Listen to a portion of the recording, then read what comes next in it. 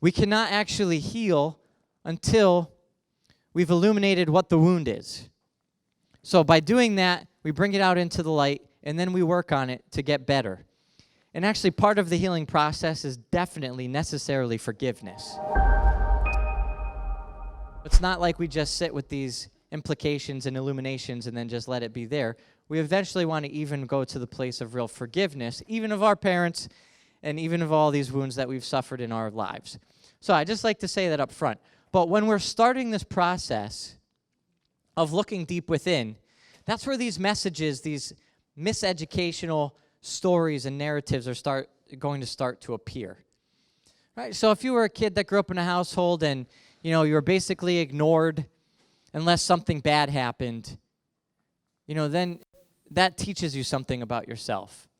Or I have students, or I have patients that as students were really great students, straight A students, and they got all this praise for being straight A students. But then the day they come home with the B, all of a sudden they're forgotten.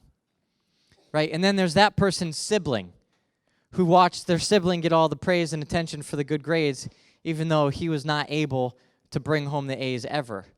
And he didn't even get praise when he got the B instead of the C. So like all these little dynamics, like parents are not perfect. We don't even know that this stuff is happening half the time.